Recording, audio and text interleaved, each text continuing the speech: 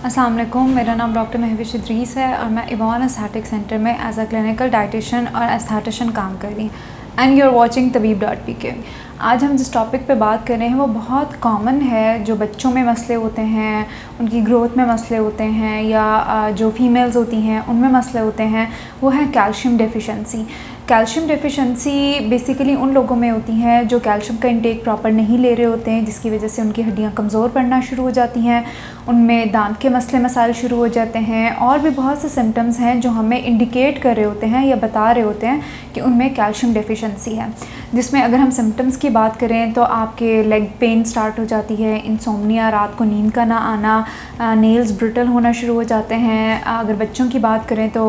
बच्चों के दांत लेट निकलना शुरू हो जाते हैं। फीमेल्स में टांगों में दर्द की शिकायत रहती है, और स्पेशली लेटर एज में जब कैल्शियम की एब्जॉर्प्शन बहुत कम हो जाती है तो उनमें मेनोपॉज के बाद बहुत ज़्यादा कैल्शियम डेफिशिएंसी स्टार्ट हो जाती है, क्योंकि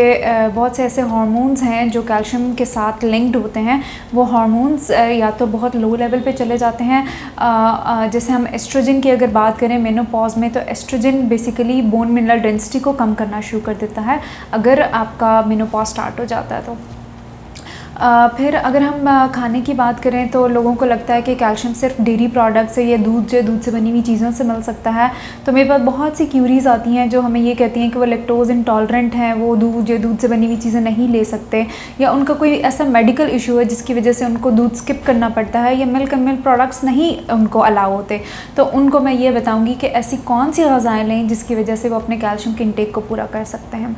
अगर हम कॉजेज़ की बात करें तो बहुत से कॉजेज़ बन सकते हैं, जिसमें सबसे पहले तो कैल्शियम रिच फूड का ना लेना आपका मेन कॉज बन सकता है। आपकी बॉडी में कैल्शियम की एब्जॉर्प्शन बहुत कम हो रही है, उसकी भी बहुत सी रीजंस हो सकती हैं। स्पेशली फूड कॉम्बिनेशंस की बात करें, कैल्शियम बेसिकली विटामिन डी की प्रेजेंस में एब्जॉर्ब हो रहा होता है। हम कैल्शियम अगर ले रहे हैं लेकिन साथ में विटामिन डी नहीं ले रहे तो हमारा कैल्शियम एब्जॉर्ब नहीं होता। साथ में कैल्शियम सोर्स के साथ अगर हम कैफ़ीन का इस्तेमाल कर रहे हैं तो भी हमारा कैल्शियम एब्जॉर्ब नहीं होता। अगर हम ऑक्सलेट ले रहे हैं, वो ऐसे खाने जिनमें ऑक्सलेट पाया जाता है, जैसे अगर हम पालक की बात करें तो पालक में बहुत अच्छा कैल्शियम होता है, लेकिन पालक में ऑक्सलेट्स भी पाए जाते हैं, तो वो उन ऑक्सलेट की वजह से हमारी बॉडी में कैल्शियम एब्जॉर्ब नहीं हो रहा होता। फिर अगर हम कहते हैं कि नाश्ते में हम दूध भी ले रहे हैं और लेकिन हम किस फॉर्म में ले रहे हैं, हम चाय की फॉर्म में ले रहे हैं, तो जब हम उसमें कोई भी ऐसी कैफिनेटेड चीज़ ऐड कर लेते हैं तो वो कैल्शियम की एब्जॉर्प्शन को बाइंड कर देता है। तो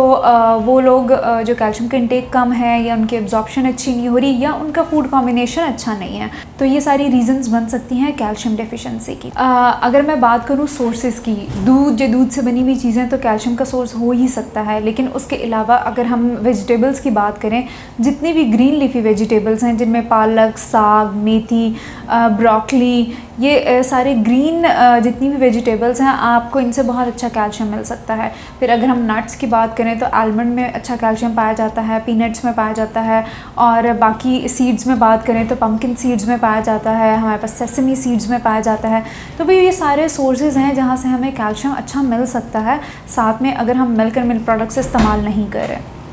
वो लोग जो लैक्टोज इंटॉलरेंट हैं, दूध से बनी हुई चीज़ों का इस्तेमाल नहीं कर सकते, तो उनको हमेशा रिकमेंड करती हूँ कि अदर सोर्सेज, जिसमें हमारे पास, मैंने आपको पहले भी बताया कि लीफी वेजिटेबल्स, नट्स, सीड्स, इनका इस्तेमाल करें, और साथ में अगर सोया मिल्क और आलमंड मिल्क का इस्तेमाल करते हैं तो वो बहुत अच्छा सोर्स हो सकता है कैल्शियम का। फिर